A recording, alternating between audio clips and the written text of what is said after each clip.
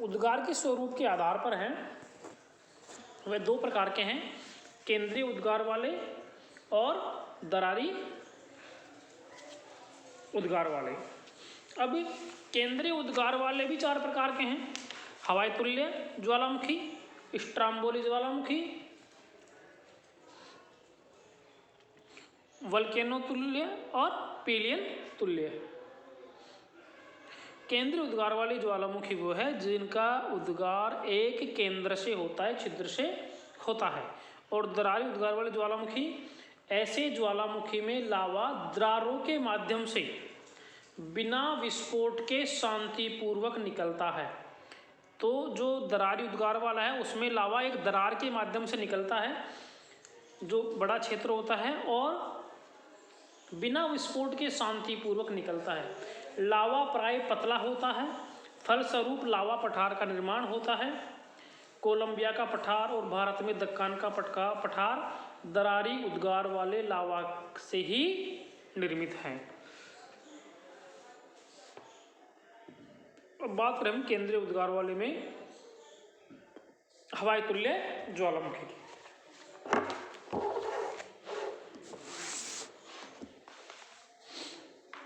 इस प्रकार के ज्वालामुखी में विस्फोटक क्रिया कम होती है। हवाई तुल्य ज्वालामुखी, इस ज्वालामुखी में विस्फोटक क्रिया कम होती है और उद्गार शांत ढंग से होता है। इसका मुख्य कारण है लावा का पतला होना और गैसों की तीव्रता में कमी होना। तो हवाई तुल्य ज्वालामुखी है उसमें आपके विस्फोट कम होता है और उद्गार बिल्कुल शांत होता है। इसमें लावा पतला होता है, गैसों की तीव्रता कम होती है। इस प्रकार के ज्वालामुखी उद्गार के उदाहरण हवाई द्वीप में देखने को मिलते हैं। हवाई द्वीप में ऐसे ज्वालामुखी आते हैं, इसलिए इनको हवाई तुल्य ज्वालामुखी कहा जाता है। देखिए चित्र में हवाई तुल्य ज्वालामुखी का दिया हुआ है, ऊपर चित्र, ये हवाई तुल्य ज्वालामुखी है, ये वाला है ना। इसमें ये जो रेड है ये आपके ज्वालामुखी छिद्र है और लावा आपके शांत प्रकार से आके फैल रहा है। दूसरा है स्ट्राम्बोली तुल्य ज्वालामुखी। इस प्रकार के उद्गार में लावा अपेक्षाकृत तीव्रता के साथ प्रकट होता है। अपेक्षाकृत किससे अपेक्षा? हवाई तुल्य ज्वालामुखी की अपेक्षा तीव्रता के साथ प्रकट होता है और गाढ़ा होता है।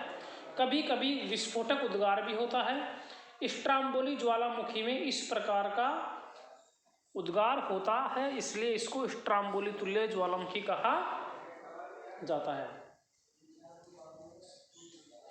देखिए ये स्ट्राम्बोली ज्वालामुखी है, इसमें उद्गार आपके हवाई तुल्य की अपेक्षा क्या होता है? अधिक होता है। तीसरा है वल्केनो तुल्य ज्वालामुखी। ये है आपका जो चित्र दिख रहा है, वल्केनो तुल्य ज्वालामुखी। इस प्रकार के ज्वालामुखी से ज्वालामुखी पदार्थ भयंकर विस्फोट व अधिक तीव्रता के साथ बाहर निकलते हैं और विस्फोट के पश्चात राख और धूल से भरी गैसें विशाल काले बादलों के रूप में काफ़ी ऊंचाई तक उठती है और फूल गोभी के रूप में दिखाई देती है। ऐसे फूल गोभी होता ना, उसके रूप में दिखाई देती है। इस प्रकार के ज्वालामुखी का नामकरण इटली के लिपारी द्वीप समूह स्थित वल्केनो नामक ज्वालामुखी के आधार पर इनका नामकरण किया गया, वोल्केनो तुल्य ज्वालामुखी। तो ये इसलिए क्या तीव्र विस्फोट वाले होते हैं, भयंकर विस्फोट वाले होते हैं। इनमें आपके विस्फोट के साथ राख और धूल से भरी जो गैसें विशाल काले बादल आसमान में काफ़ी ऊंचाई तक ऊपर उठते हुए दिखाई देते हैं और दूर से देखने पर ऐसे लगते हैं जैसे कि फूल गोभी के आकार का दिखाई देता है। यह है वल्केनो तुल्य ज्वालामुखी। तो चौथा है वह पीलियन तुल्य ज्वालामुखी। ये देखिए पीलियन तुल्य ज्वालामुखी में क्या होता है? ऐसे ज्वालामुखी में उद्गार सबसे अधिक विस्फोटक और भयंकर रूप में होता है तथा यह सर्वाधिक विनाशकारी होता है। पश्चिमी द्वीप समूह के मोर्टिनिक द्वीप में पीली ज्वालामुखी में हुए विस्फोटक उद्गार के समान इन ज्वालामुखियों को पीलियन तुल्य ज्वालामुखी कहा जाता है। तो ये सबसे भयंकर विस्फोट वाला होता है पीलियन तुल्य।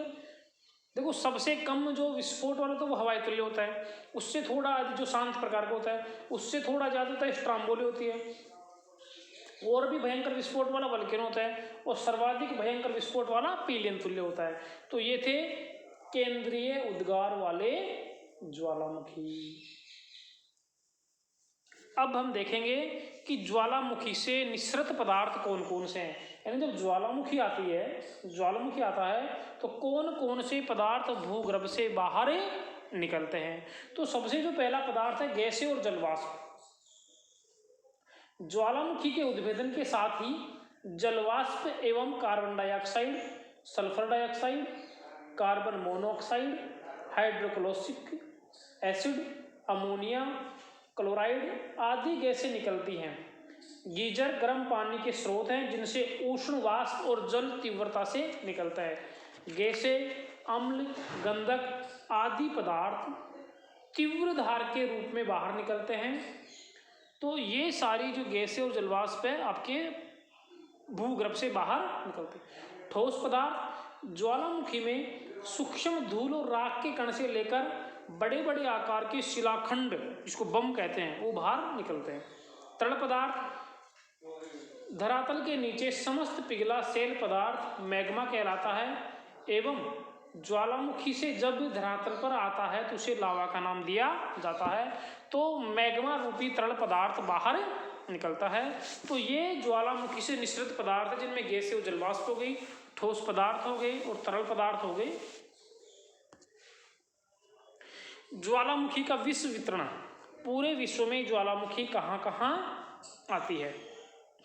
तो ज्वालामुखी के जो मुख्य मुख्य क्षेत्र हैं उनमें सबसे जो इम्पोर्टेंट क्षेत्र है जिसमें 2/3 ज्वालामुखी आते हैं वो परिप्रशांत महासागरीय मेखला है।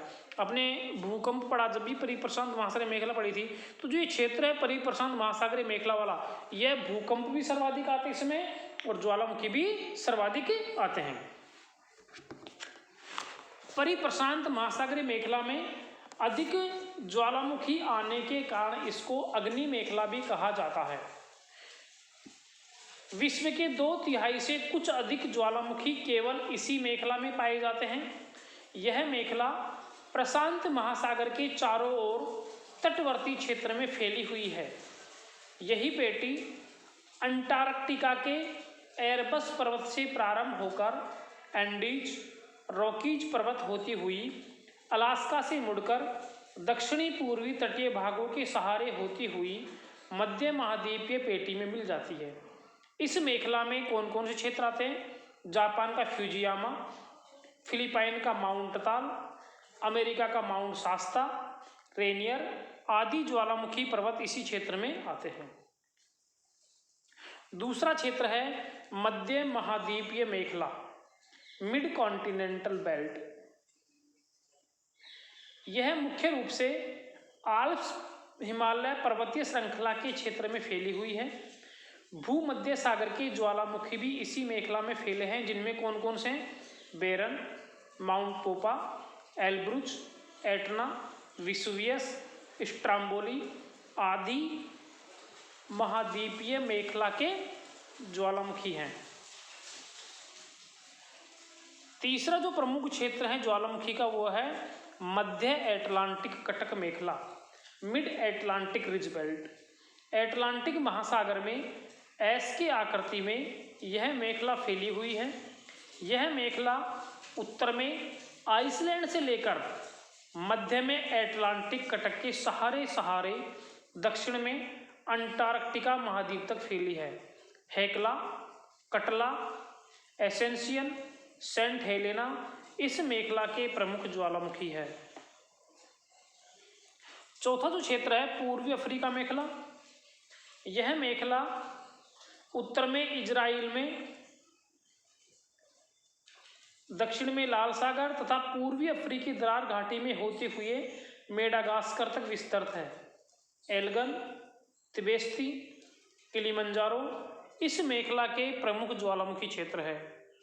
अन्य ज्वालामुखी क्षेत्र उक्त मेखला के अतिरिक्त अन्य कुछ ज्वालामुखी एकाकी रूप में विस्तृत, इनमें प्रशांत महासागर के हवाई द्वीप, हिंद महासागर के मॉरिशस आदि जो क्षेत्र हैं वो अन्य ज्वालामुखी क्षेत्रों में आते हैं।